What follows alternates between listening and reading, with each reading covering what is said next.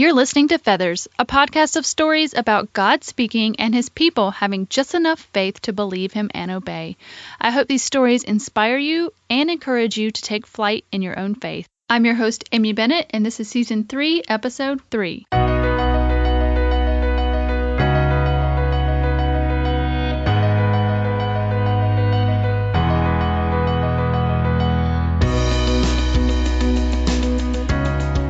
Well, hey guys, and welcome to this week of Feathers. I am so glad that you have decided to join us. I hope maybe you're listening in your fringe hours. If you weren't with us last week, you have to go back an episode and listen to the conversation with Jessica Turner. So I'm so happy that you're here. I want to first off give a little shout out to an upcoming women's conference. It's called the If Gathering. It's coming up on February 5th and 6th. And for those not familiar, it really is just, it's a conference that's happening in Austin, Texas. And then there are local gatherings all over the world that will simulcast the conference from Austin. It will happen, there's over 1,000 events, local events happening all over the world. And just last year is the time when God used If Gathering to really confirm that I should do this podcast. So it's a very special time for me, and I'm just so expectant of what God will do this year. So you just go to ifgathering.com and find your local event. If there's not one, you can just start one. 2 years ago, I just gathered 6 or 7 friends, and we watched from a laptop, so that's totally doable. And if you are local to me in South Charlotte, we have one for If York County. I will be the MC there this year, and we would love to see you there. So get on ifgathering.com and see if you can get signed up. I think it's just going to be so awesome. Also, of course, we need to talk about the shop. I got the first round of coffee mugs out to people, and I've hand delivered some of them, and it's been so fun to watch people open them up and then see pictures online afterwards of people using it. So really hope that you can get out there. We have mugs, we have t-shirts, we have the bookmark. I actually have some journals and mouse pads coming, so keep an eye out there. So exciting. And just thank you so much for supporting this podcast and help us to keep going. So let's talk about today's episode. Today I actually have one of my internet turned in real life friends on. Her name is Katrina Ryder. She lives about, 30 minutes away from me. She's a former English teacher and missionary. She's currently a stay-at-home mom with 3 kids, and she teaches Bible studies locally to her. And she is just one of those friends that has some of the biggest faith that I know. She's wise and discerning, and yet she is just one of those people that will shoot you straight. She doesn't have time, for the fluff, and has just a great sarcastic humor wrapping it all up. So she's a ton of fun to be around, and really glad to share one of her stories today. So I hope you enjoy my conversation with Katrina Ryder. Well, Katrina, welcome to Feathers today. Hi, happy to be here. Well, why don't we start out, introduce yourself and your family. I am Katrina Ryder. I'm married to Jeremy, and I have 3 children, Addie, who is 10 and a half, Dylan, who is 8 and a half, and Annika, who is 6 and not quite a half. She's very specific about her age, so she will not be 6 and a half until February 1st. She would want me to. Oh my goodness. So do you guys celebrate half birthdays officially? Not at all. They just like to know for their own purposes of stating their age. And it's particularly important to her for some reason. It's interesting. Now that you say that, like my kids have never, ever mentioned a half birthday. Yeah, I don't know why mine do. Dylan's often falls around Thanksgiving, so I kind of keep it in my mind. Well, it always falls around Thanksgiving, but his half birthday, I guess, would be November 25th. So we jokingly will say something like, "Oh, it's Dylan's half birthday," and then that got them thinking about it for some unknown reason. So. Oh, interesting. There you go. And actually, I'm just looking at the calendar. Like my half birthday is in next week. So yay! I'm going to celebrate. Aren't you so excited. Oh, I love that. So what people will not know listening is that we are in real life friends, but also we are internet friends. We're like both. Indeed. So I thought we'd share the story about how we met, but I don't think you remember. I don't know if I do. I thought I did. I remember our first in real life meeting. Okay. All right. So I'll go back to what I remember, and my memory is so terrible, but this is what I remember. I remember that we had friends in our small group, Neil and Joy. Hi, Neil and Joy, if you're listening. They're in our small group, and they have a daughter, PJ, and we all live in the Charlotte area. And PJ, I'm friends with her on Facebook. She had done some photography, some photographs for us for one of our family things. And she posted, I think, one of your posts from your Organic Life website. And when I did some digging, I realized you're in Waxhaw, and I think I emailed you and like, hey, like, you're right down the street from me. Basically, I mean, like 40 minutes right down the street, but in the Charlotte area. So that's what I remember. I don't remember how we ended up. It might have been through the Summer of Seven, the Jen Hatmaker book that we kind of coordinated. I don't know anybody named PJ, so that's awesome, but I don't remember any of that at all. Yeah, I just remember that we did Summer of Seven and we somehow got connected during that time. And I think that was when I was really active in doing link ups, and I think I'd seen you on link ups, so I don't know. But anyway, I don't know. We're friends now. We're a success story for online friendship. Yay. Yeah, really. Yep. So we've gone to birthday dinners. Indeed. And you've come to my yard sale before. I know, exactly. And my noonday collection. I know. So it's like legit. It's like a real friendship. It really happened. Oh, that's so much fun. So I love you, obviously, and I'm really excited to have you on today because we were talking about it, like you could probably take up like 4 or 5 episodes. You have so many great stories of your faith and obedience, and it's actually really hard to pick which story I would love for you to share with people. But you had written a post recently about just a story and journey you guys had been with your husband's job. And I just thought it was just so perfect. And so I picked that one. So that's what we're going to share today. Sounds great. Yep. So if you want to take us back to, I guess, when it all started when you were missionaries, right? Right. So my husband and I were missionary teachers in Papua New Guinea. And we went with the intention of being career missionaries. And that did not work out. I will not tell that whole story, but we ended up deciding about a year in that we would just fulfill our initial 2-year commitment and then we would not renew our commitment. And we felt like the Lord was leading us once we would leave the mission field to pursue music ministry. My husband was a music teacher, and he really felt like his passion for teaching had completely dissipated, and he had led worship quite a bit while we were on the mission field, and he wanted to pursue that more. So even while we were still overseas, he was reaching out to churches that were looking for worship pastors and creating videos. And we had a 2-year-old, and I was very pregnant with my son.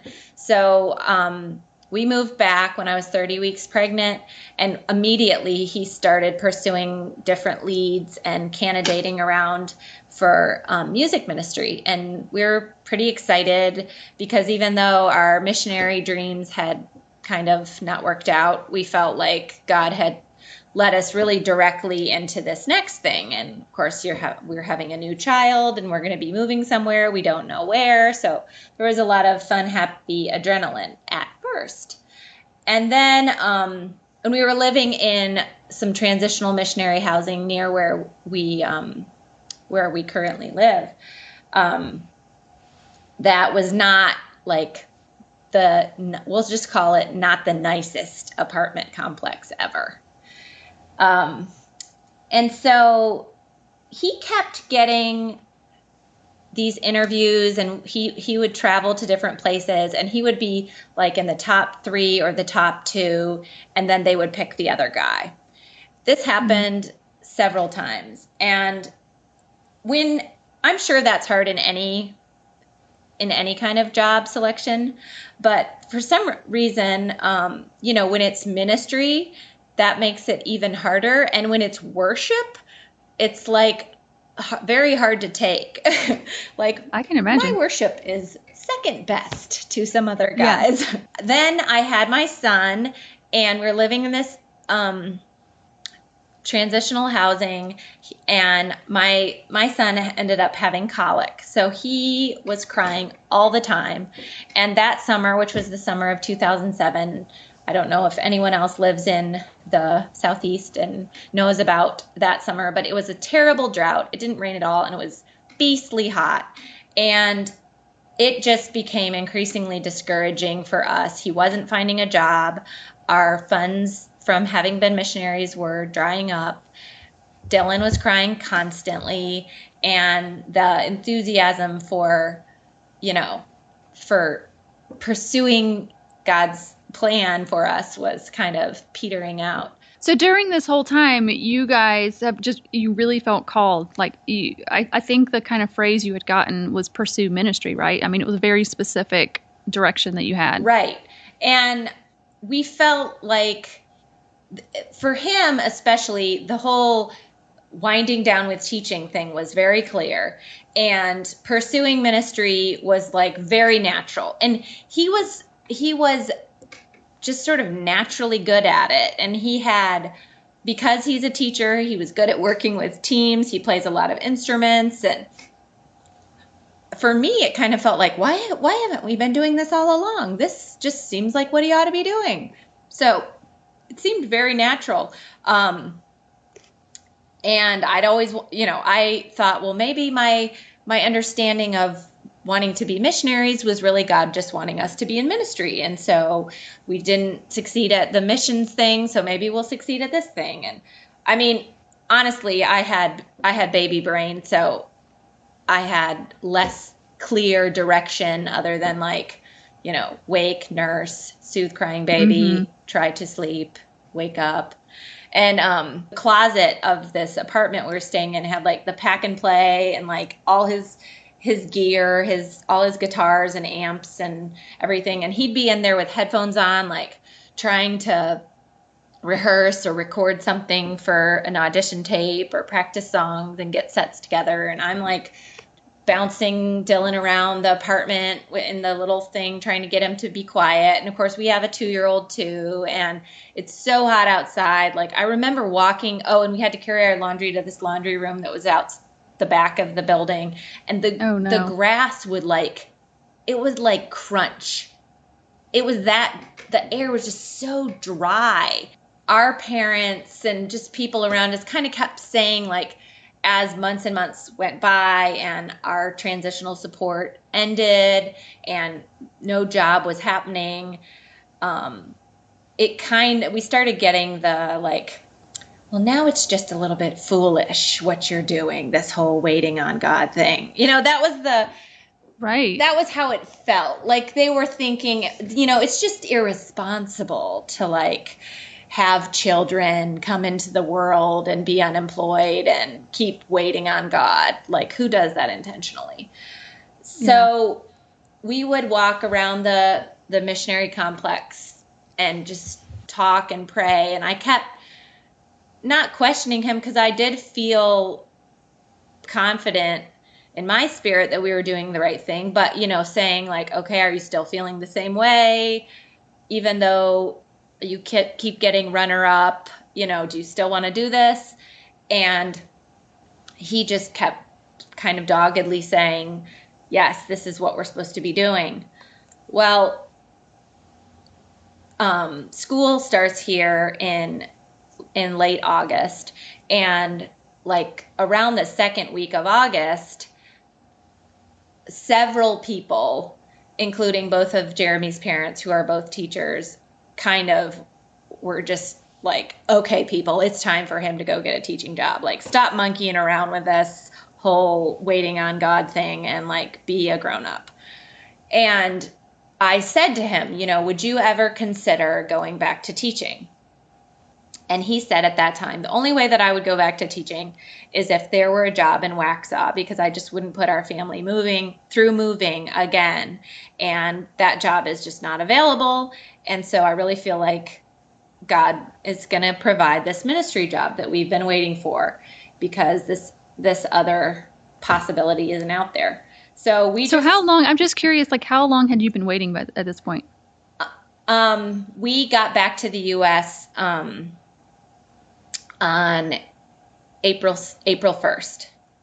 And that's kind of the irony, is like we did our travel on April Fool's Day, and it was like a 40-hour day for us because we just kept going over like the international date line. And I was like, this is April Fool's Day because we can't get out of this day. It's almost like Groundhog Day. I know. I'm like, why can't I get through this day? So April 1st, we got back to the U.S.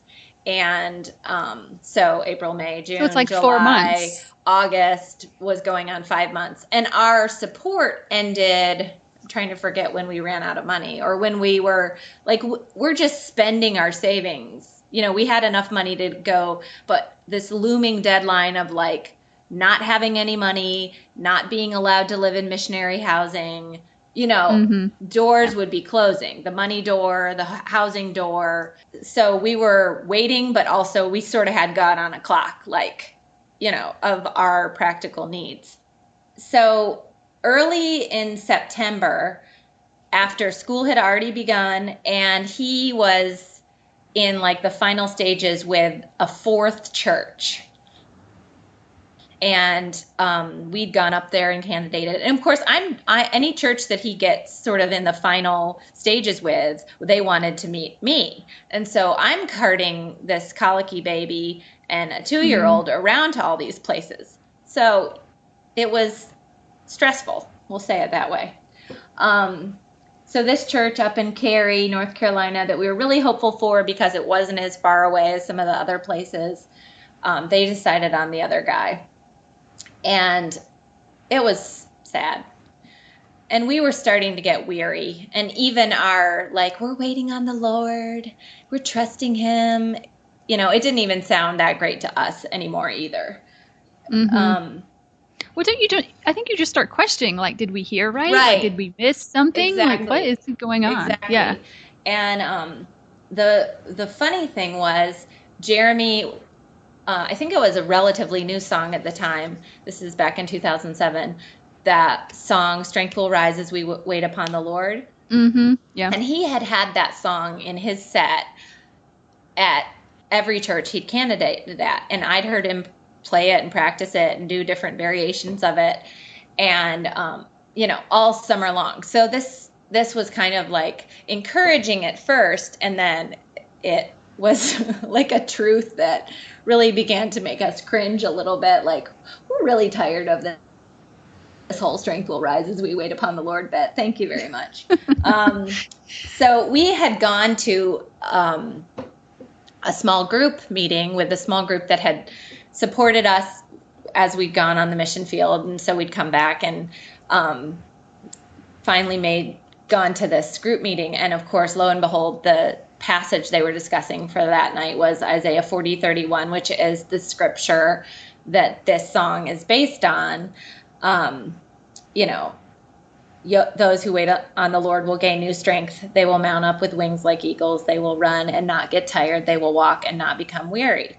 And as soon as the leader of the group started reading it, you know, Jeremy and I are like rolling our eyes at each other and like, oh, this again.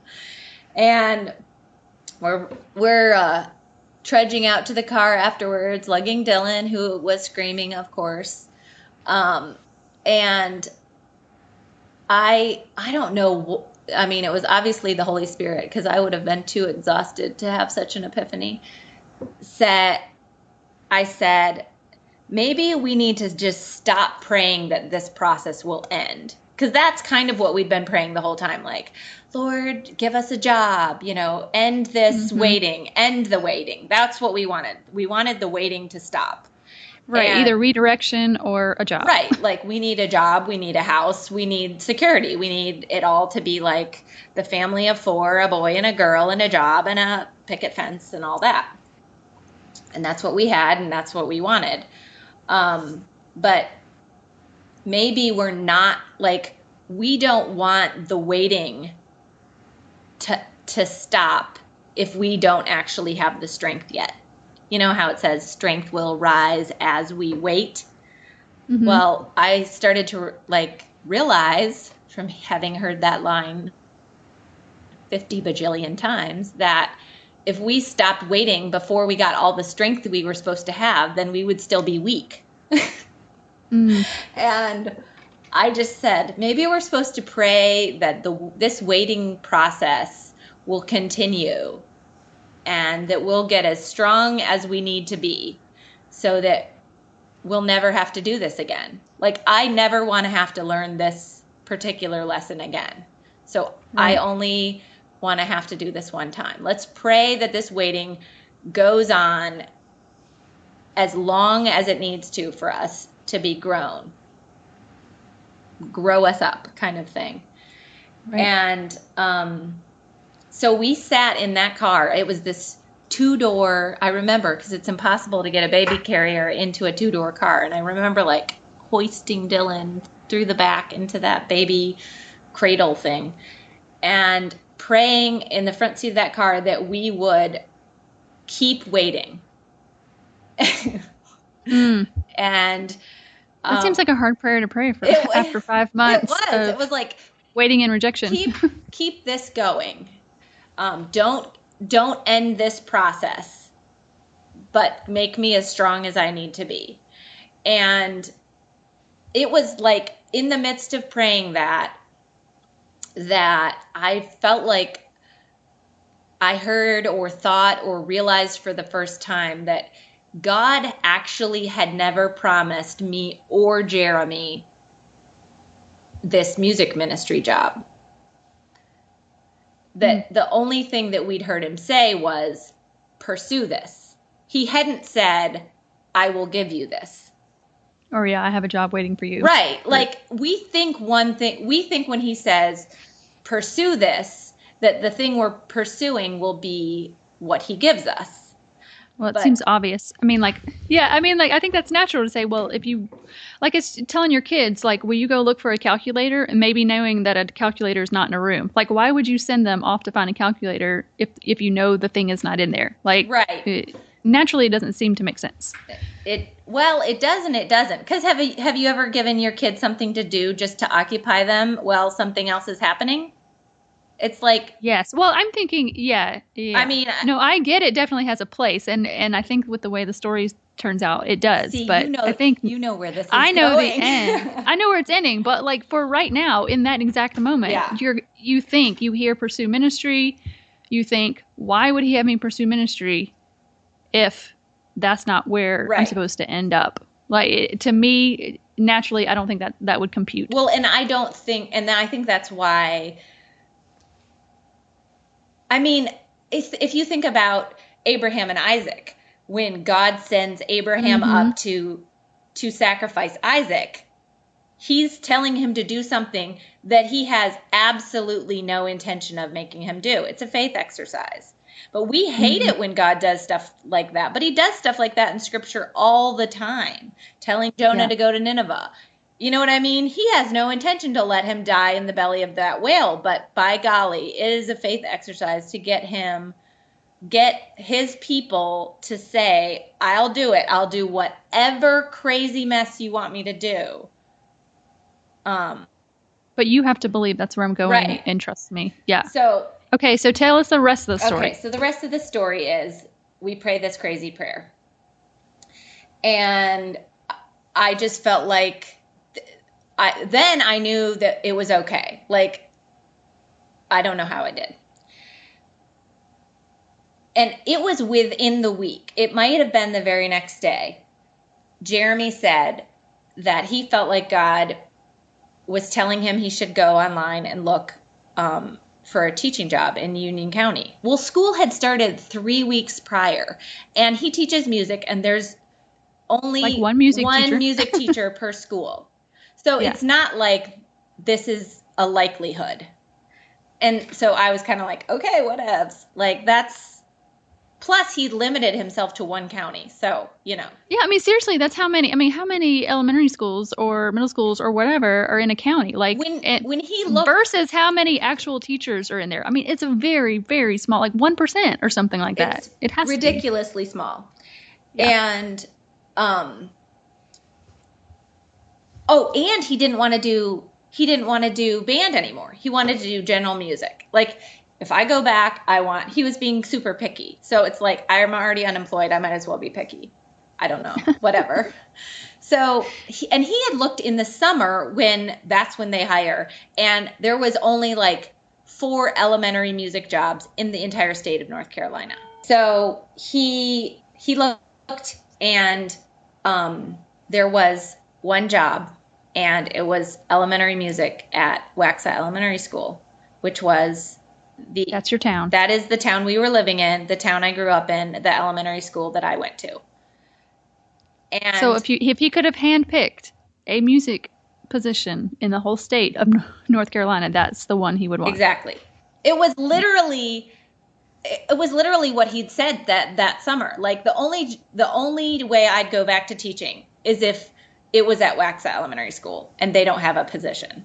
And I was like, well, that's not going to happen because they already have a music teacher and she's not going anywhere. She had begun the school year knowing that she was going to open this restaurant or something, but wanted to have benefits. So she was planning to teach for like 1 month and then resign. Wow. So this job was posted 3 weeks into the school year.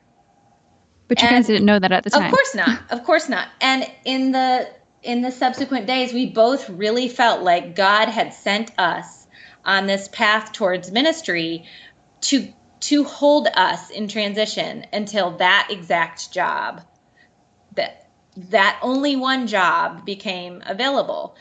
And so just to close the loop here, he did get the job, and he has been there for how long? He got the job. He's been there 8 years. He loves it there. He was teacher of the year.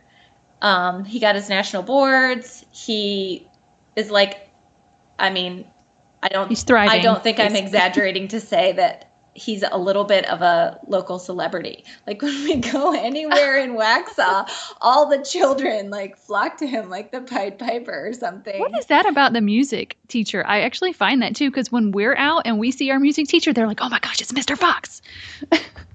I know. Well, kids love music. He's very good at it. He's the only male teacher at the school, so he's always telling me about. It's so sweet. Like kids who don't have dads in their home are always like wanting to hug him, which he's not really supposed to do. So he's like, I give him the sidearm hug, and I feel like he has more music ministry doing what he does now than he would have had doing anything else.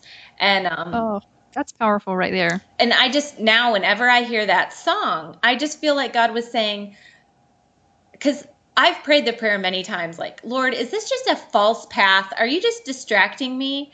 Are you just sending me on a tangent? And I think of that story, and I think of him saying, if I am, will you trust me? Will you trust that this tangent, as you call it, is for your good, that I'm holding something in waiting for you that's so worth it, that's better than what you think you want. But I love too that you brought up Abraham and Isaac, because really there wasn't something necessarily, he provided a sacrifice, but really it was truly a test, like a faith test, some of these tangents, right? Right. Well, and I wonder, like, we've said to ourselves, what if he'd taken one of these other jobs in one of these other North Carolina schools in the summer? Or what if you know what I mean? What if we hadn't, if he had done anything sooner, if we hadn't waited as long as we did, which, it was only 6 months. I know people who have gone through unemployment much, much longer. We were not in dire straits. God answered by the time he got his first paycheck, we were like, we had $0. We literally spent. But another conviction that kind of went hand in hand with that whole lesson that I won't elaborate too much on was in the apartment, this like missionary secondhand furniture from the 70s, whatever, that we lived in, that I became very discontented with. There was a framed picture hanging above the dining room table. Probably almost anyone with grandparents has seen it. It's like an old man bending over like a bowl of soup and a loaf of bread.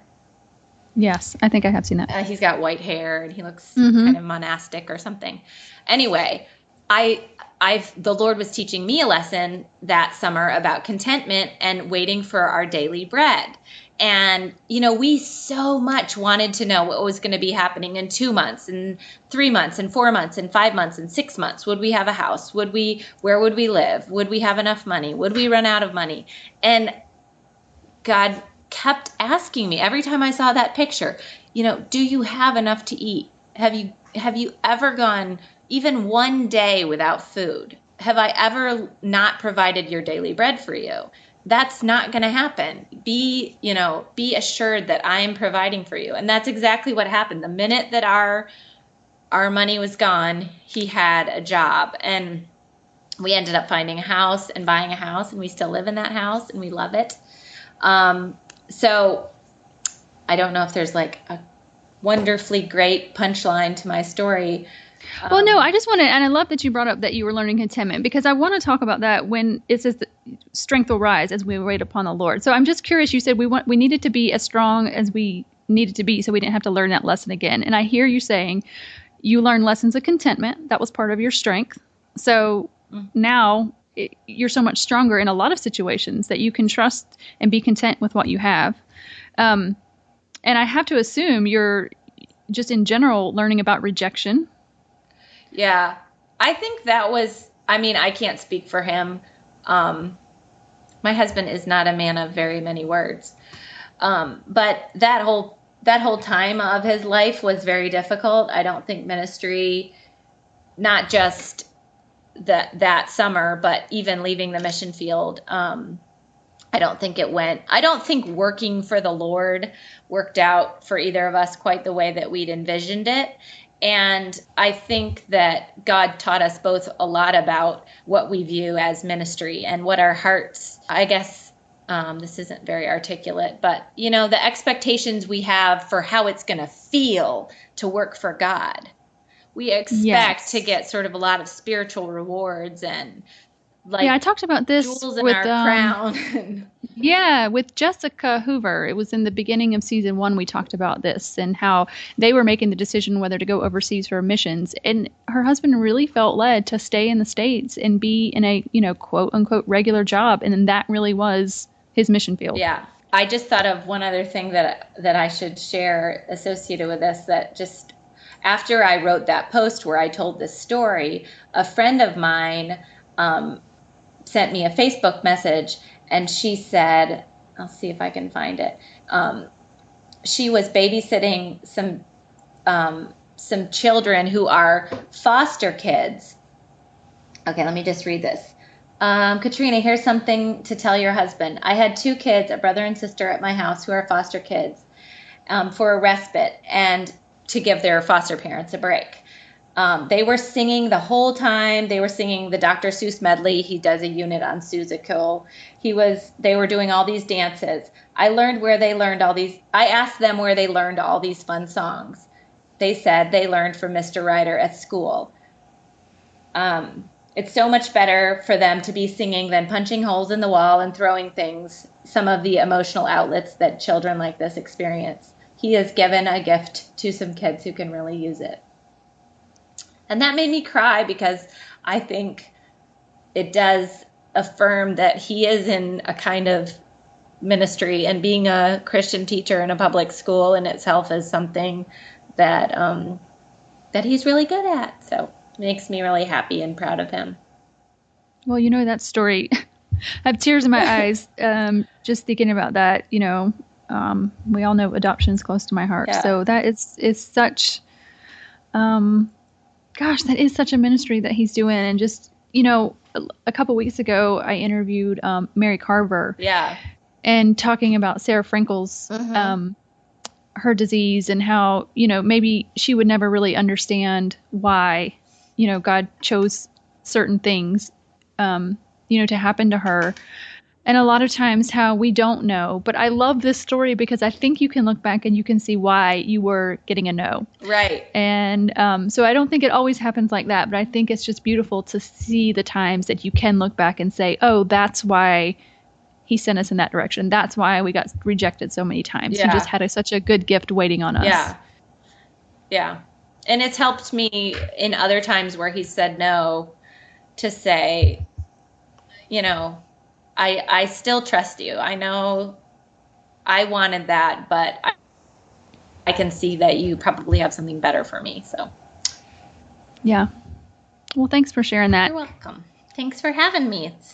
Yeah. I love your podcast. I love you. Oh, thank you. Oh, all the hearts. So you are a blogger, so people want to find you online and hear all your wonderful stories. Where can they do that at? I blog semi-occasionally at katrinaryder.com. It's Ryder with a Y. Yep. So she doesn't blog a lot, but when she blogs, it's awesome. It's a pretty good way to say it. Hopefully, I'm starting a new Bible study series, and I'm planning to blog the study or write the study on my blog. So hopefully there will be more up there. And this study is called Tone Up, Taming the Tone in Your Home. So if you want to know about that, you can. I need to know about that.